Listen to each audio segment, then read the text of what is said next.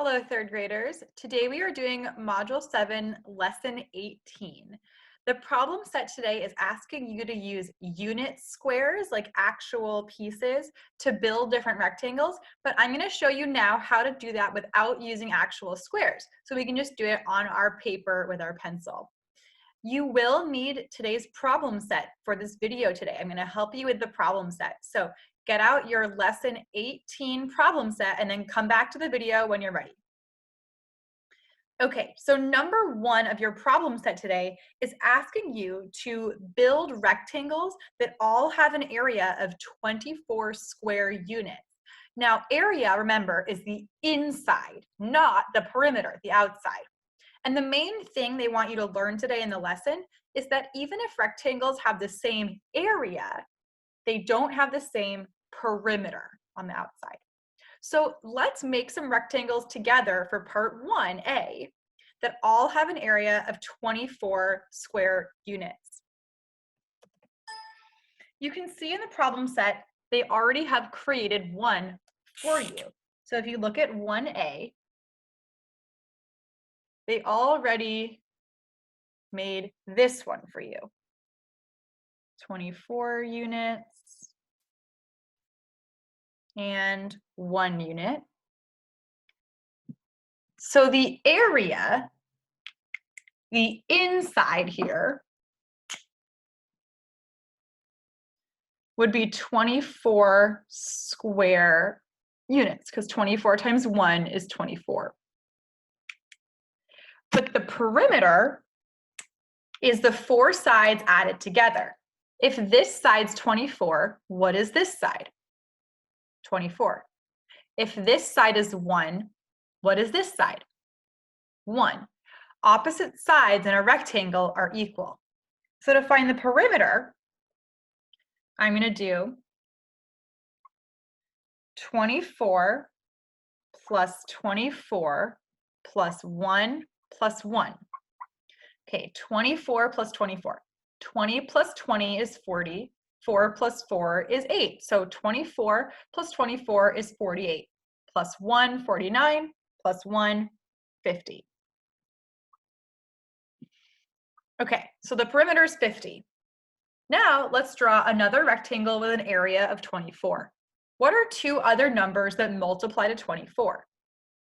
Well, I thought of 12 and 2.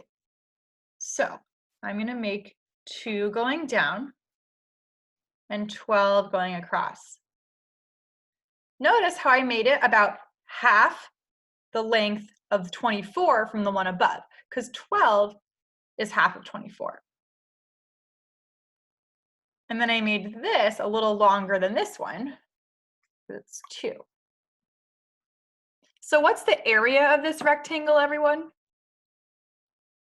Still 24. Do you think the perimeter is going to be the same as the one above, 50 units? Definitely not. There's so much less space around the edges. So if this is 12, what's this side? Also 12. 12 plus 12. If this is 2, what's this? 2, because opposite sides in a rectangle are equal. Okay, so I have 12 and 12 and 2 and 2. 12 plus 12, 24. 2 plus 2, 4. 24 plus 4, 28 units. So even though the areas are the same, is the perimeter the same?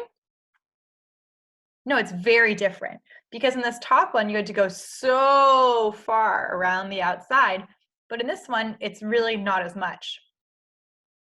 Let's do one more together. There's also one more that you'll do without my help. So 24 times 1 is 24. 12 times 2 is 24. What else times something else is 24? I was thinking 8 times 3. So this is going to be longer, and this is going to be a little shorter. Okay. So this is 8 units. What's this side? 3 units. What is the area, the inside? 24 square units. Now for the perimeter. Do you think the perimeter is going to be the same as this one? What about this one? Pause the video and make your prediction.